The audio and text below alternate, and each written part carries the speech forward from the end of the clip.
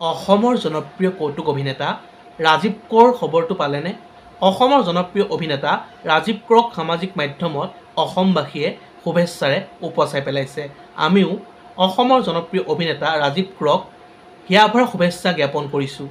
লগতে তেখেতৰ অভিনয় চাই বাৰু আপোনালোকে কেনেকুৱা পায় তলৰ কমেণ্ট বক্সত এটা কমেণ্ট কৰি জনাই দিবলৈ নাপাহৰিব।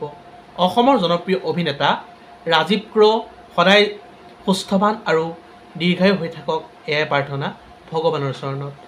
মোক আপোনাক সুন্দৰ অভিনয়ৰ জৰিয়তে মনোৰঞ্জন দিয়া অসমৰ জনপ্ৰিয় কৌতুক অভিনেতা ৰাজীৱ কৌৰ আছে এটা বিশেষ খবৰ। সকলো সবিশেষ জানিব পাৰিব।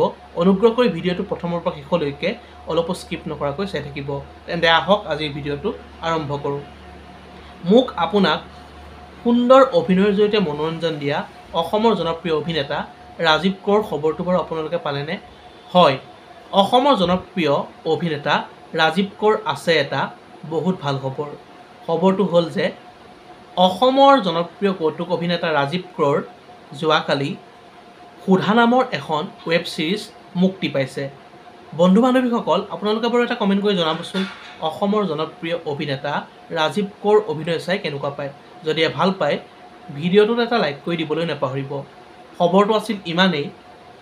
অন্য এটা নতুন ভিডিঅ' লগ পোৱাৰ প্ৰতিশ্ৰুতিৰে আজিলৈ বিদায় মাগিছোঁ। ধন্যবাদ। জয় আই অসম।